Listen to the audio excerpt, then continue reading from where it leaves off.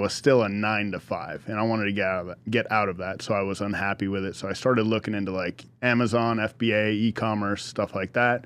And then I landed on this, and I just decided, hey, if what you guys are saying as a business model is true, this could be it, what I've been looking for, the vehicle I was. And I said, hey, if I'm able to replace my income, I will quit. So I did that in 2 weeks here.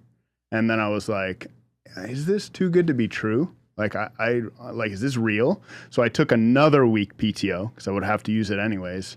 And I crushed it again. And I went back to my management. I was like, hey, I'm quitting. And I was one of the top producers there. And they were like, yeah, right. You're not leaving. I was like, no, I'm putting in my 2 weeks. I'm done. Looking for us. Hi, everybody. Grady Polson. Welcome to the America Agency.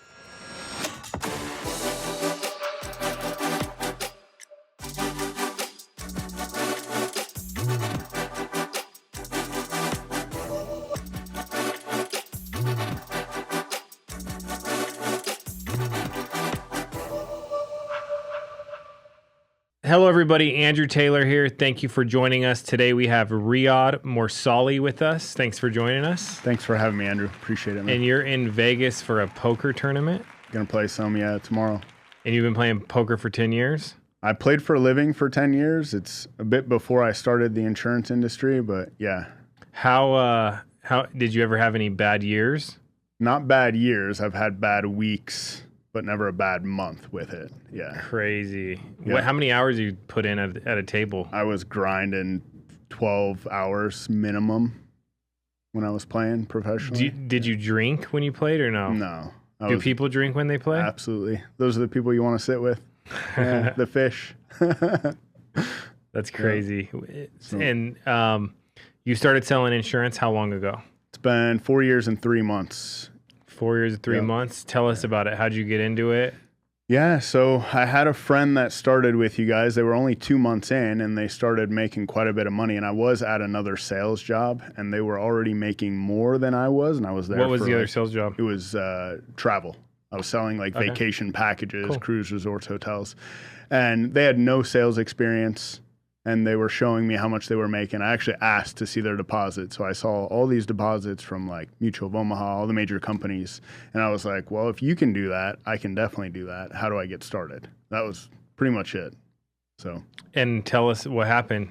Yeah. So I had been wanting to find something else. I dabbled in like e-commerce a bit.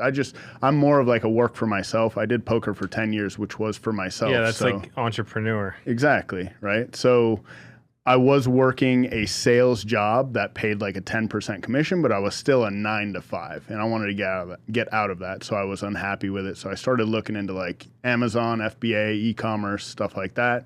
And then I landed on this, and I just decided, hey, if what you guys are saying as a business model is true, this could be it, what I've been looking for, the vehicle I was looking for. So I decided to try it part-time for I think like a week, and I was like, no, this isn't going to work part-time. I'm an all or nothing guy to begin with, so I never took PTO at my last job. So I put in 2 weeks of PTO, and I literally worked 12 to 13 hours a day dialing, and I said, hey, if I'm able to replace my income, I will quit. So I did that in 2 weeks here, and then I was like, is this too good to be true? Like, is this real? So I took another week PTO because I would have to use it anyways. And I crushed it again. And I went back to my management. I was like, hey, I'm quitting. And I was one of the top producers there. And they were like, yeah, right. You're not leaving. I was like, no, I'm putting in my 2 weeks. I'm done. I found something better. And that was timeshare. And that was, it was selling vacation packages to timeshare owners. Got it. Yep. And that was 4 years ago. 4 years. In March of 2021, I sat at a conference and actually watched you speak. So. Oh, crazy! Right when I got licensed, yeah. What's your biggest year? 447,000. What's your second biggest year? 405. Third? 312. And your fourth year? 200. Crazy. Yeah. Now, for people watching, because like people do say that to me, they're like, it sounds too good to be true. I don't want to do it. Mm-hmm. And I'm like, oh, it's not too good to be true, because you got to work. Yeah. You have to buy leads. You could lose your money if you don't work and you buy leads. If you think it's just going to be like a 9 to 5, it probably won't work. 100%. So like, what do you think the difference is between people that don't make it and people that do? Just like you said, the work. I knew coming into this because I did have a sales background, right? So sales is you grind, you make your paycheck. So I already knew that. Also, my parents were entrepreneurs growing up. They owned restaurants. So I watched them put hours and hours and hours into working. Yeah, and money, right? So, and I just knew coming into this, it's going to be hard work, especially since I'm pretty much starting from ground zero. I knew nothing about insurance, right? Even when I was selling, I'm still like, I don't know what I'm doing, but I'm selling and I'm making a bunch of money, right? So I just decided, hey, if I'm going to quit my job, which I was doing well at, and go into this and quit it, like I need to go all in, not just dip a toe. And that's exactly what I did. And what'd you spend on leads those years? So my first year was around 45,000 to make the 200. And that wasn't even a full year. I started in March. So that was 10 months. Next year was around 100, 80 to 100. So you spent $100K on leads to write 432. Yeah, 447. Around 447. Yep. And what about the next year? It's been about the same, around 100. Yeah. Crazy. Yeah. See, what do you think your parents spent to open a restaurant? Oh, dude, thousands. Like, I can't even tell you. Like, yeah. Probably hundreds of thousands to actually have it long term and do everything with it. Before you even get $1 though. Yeah. Yeah. And it was a struggle for them too. I watched them struggle through like different economies and eventually they had to shut it down and go back to work. Yeah. My parents had a restaurant / nightclub when I was a kid. Okay. The hardest industry ever. Yep. Like, yeah. Extremely hard. Like food service is very, very hard. Yeah. So the reason I brought that up is because if you're watching this and you want to be an entrepreneur and you look at this as part of your career or maybe an option for your career, you didn't have to put the 100K up front. You were technically reinvesting commissions. What do you think you had to start with up front? I was told $1,000. Have $1,000 for leads minimum. And I understood the concept. And for me, I already understood you had to spend money to make money, right? I would literally go to sit down at a poker table, and that's what you do. You buy in. It's almost like buying leads, right? And then I'm going to turn that for a profit. So I already understood that. So they told me $1,000 a week. Of course, like most people, I didn't listen at first. I did like 700, right? So I did that, and then I saw the power of the business model and the commission, the high compensation that you guys offer. And I just realized, hey, the more I spend on leads, the more I'm going to make if I'm working. What kind of leads did you buy? I started off with final expense. In your guys' lead center, it was 3-month-old, 6-month, 9-month, and instant internets. That's what I started off on. What do you do now? Now I'm doing IULs, but I'm going back to final expense. I'm going to try out vet final expense. But I've done everything. I did final expense for 1.5 years in-home. So that was crazy. It's so different from now. I did that in-home. And then I did 2 years of mortgage protection over the phone. And then I transitioned to IULs in December. Yeah. So the nice thing about doing in-home is it's like swinging a weighted bat. Like you went through the hardest part because like you could drive 2 hours and get no-showed. Then you do virtual and it's like, oh, I have that 2 hours to call more people and close, 100%. How hard was it to go virtual? So it wasn't hard for me just because I came from a telesale background. And then I also played poker for a living, mainly online. Oh, so I was crazy. working from home already, right? Can you trust that online? You used to be able to. The reason I even quit was the U.S. government shut down online poker. They called it Black Friday. I literally tried to log on one day and I couldn't even log into my accounts. They seized all the money and everything. It was crazy. If you look it up, it was a big thing. Do you do sports bets? No. I always bet on myself. Sports bets you have to do a lot of like research and stuff, and I would rather do this, to be honest. That's cool. So now poker just for fun?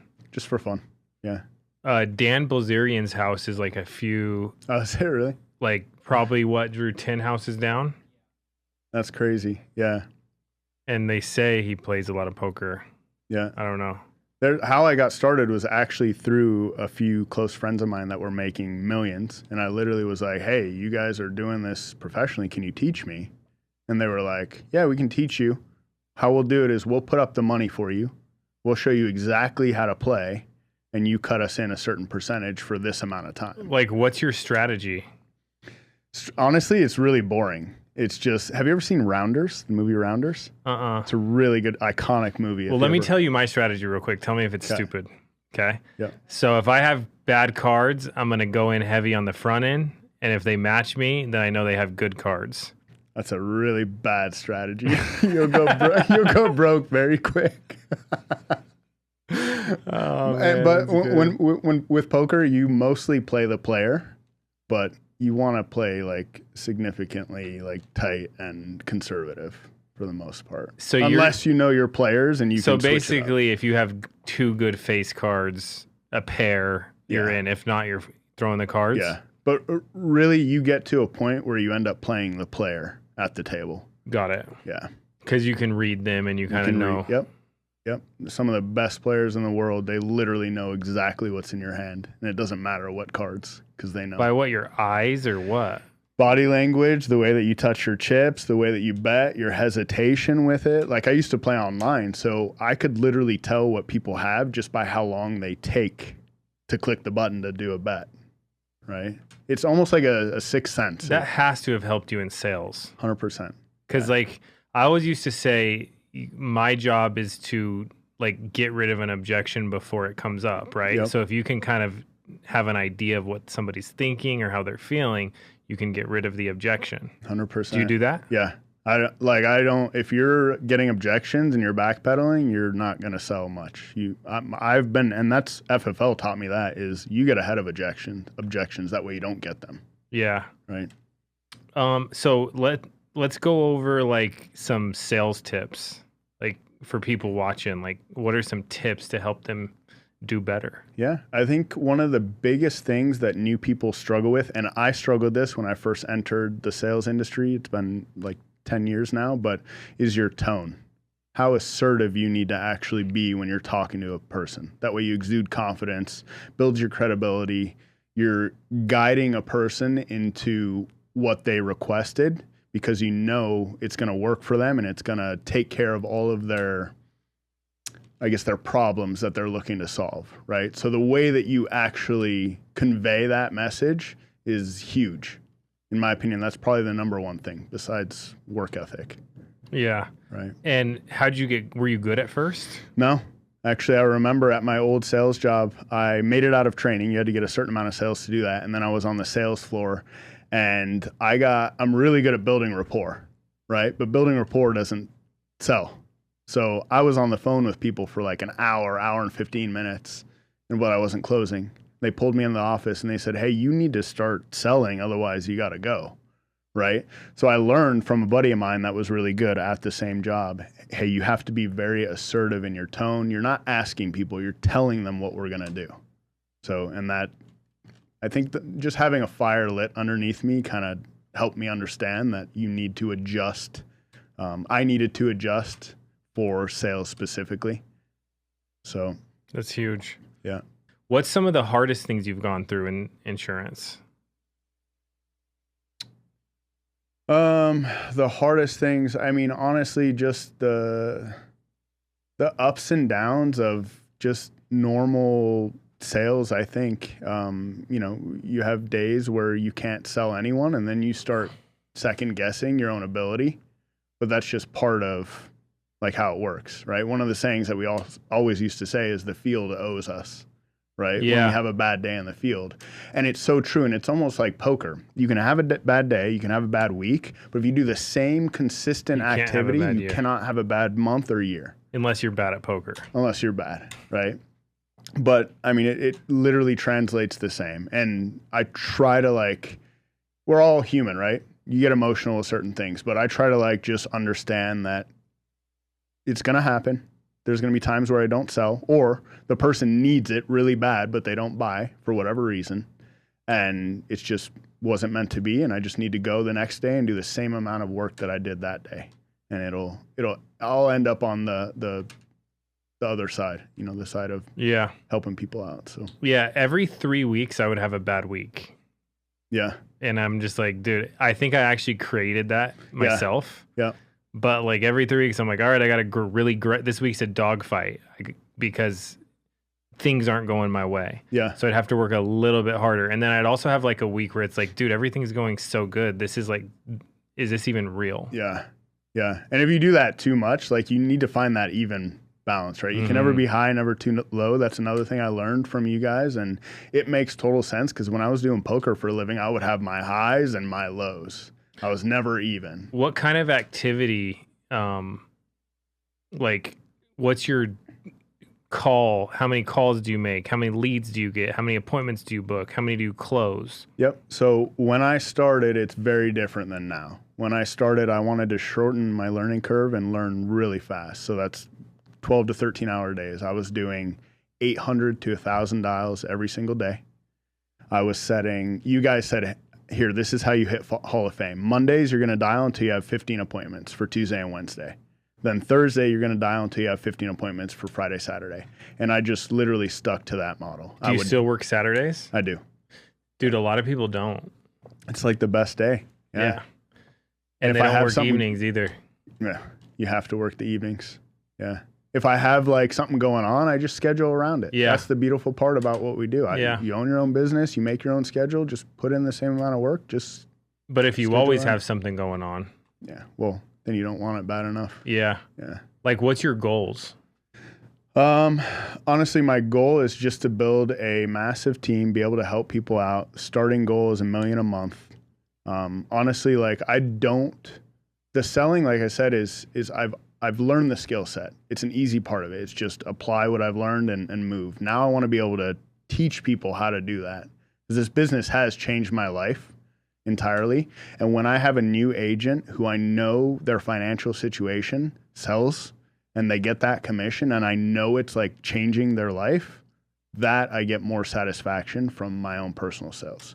My goal is to build something big just like you have and be able to, help out a lot of people. Yeah. How could somebody contact you if they wanted to work with you? Yeah, so I have Instagram, just my first last name, Riad, Riad, last name Mourssali, Mourssali, and then my phone number. They can call or text. It's 480-901-4567.